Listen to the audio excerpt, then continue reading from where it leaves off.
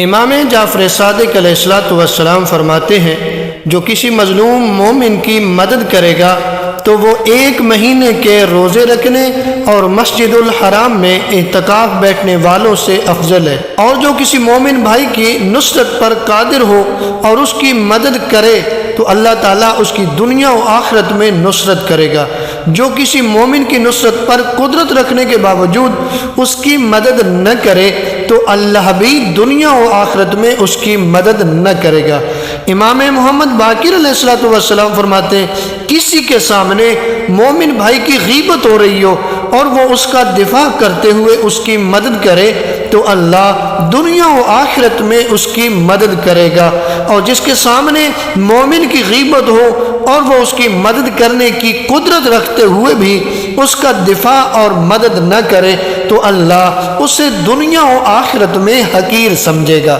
سب سے پہلے 2 رمضان المبارک کی شب کی دعا جو سکرین پہ آپ دیکھ رہے ہیں، اس دعا کو پڑھیں، اپنے خدا کو راضی کریں۔ شب 2 ماہ رمضان کو اس دعا کو لازمی پڑھیں۔ شب 2 رمضان المبارک کی اس دعا کے ساتھ شب 2 رمضان المبارک کی نماز جو مولا امیر علیہ الصلوۃ والسلام نے بیان فرمائی، مولا امیر علیہ الصلوۃ والسلام فرماتے ہیں کہ شب 2 ماہ رمضان المبارک کی نماز 4 رکعت نماز ہے جو 2 کر کے آپ پڑھیں گے، جس کی ہر رکعت میں سورہ حمد کے بعد 20 مرتبہ سورہ قدر پڑھنی ہے۔ مولا امیر علیہ الصلوۃ والسلام بیان فرماتے ہیں کہ پروردگار عالم اس کے تمام گناہوں کو معاف کر دے گا اور رزق میں برکت عطا فرما دے گا۔ یعنی اگر آپ چاہتے ہیں کہ آپ کے رزق میں برکت ہو، اگر وسیع رزق حلال چاہتے ہیں، اگر آپ چاہتے ہیں کہ آپ کے گناہ معاف ہو جائیں تو مولا امیر علیہ السلام کی بتائی ہوئی یہ 4 رکعت نماز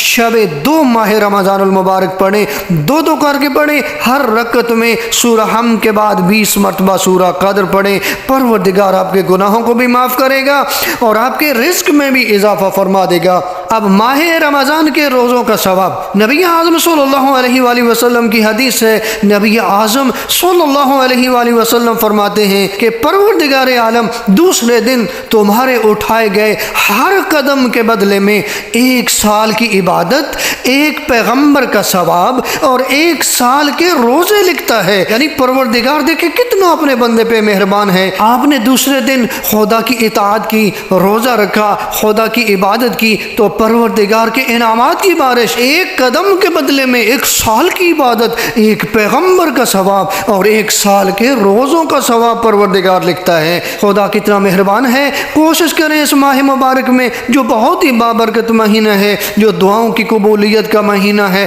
کوشش کریں اپنے خدا کو راضی کریں اور 2 ماہ رمضان کے دن کی یہ دعا جو آپ دیکھ رہے ہیں، کوشش کریں یہ دعا بھی لازمی پڑھیں۔ پروردگار آپ کی دعاؤں کو قبول فرمائے، آپ کی مشکلات کو آسان فرمائے۔